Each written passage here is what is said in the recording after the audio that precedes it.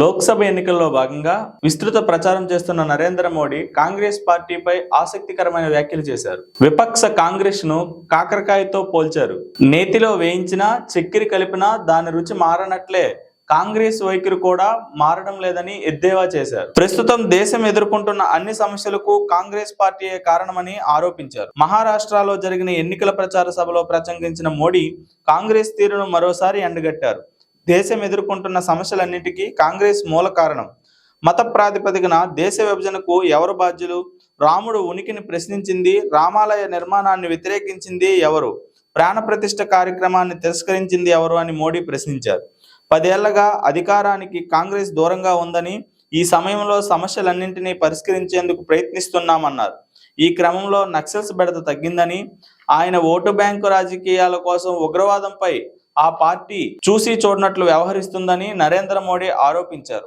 ఇటీవల ప్రకటించిన మేనిఫెస్టో ముస్లిం లీగ్ మాదిరిగానే ఉందని మరోసారి విమర్శలు గుప్పించారు.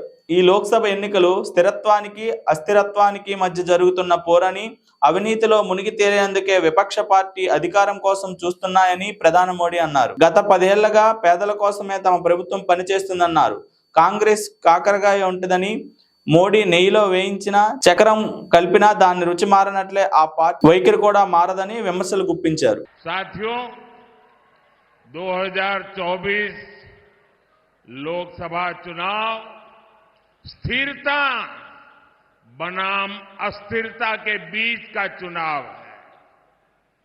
एक और भाजपा एनडीए है, जिसका ध्येय है देश के लिए कड़े फैसले लो, बड़े फैसले लो।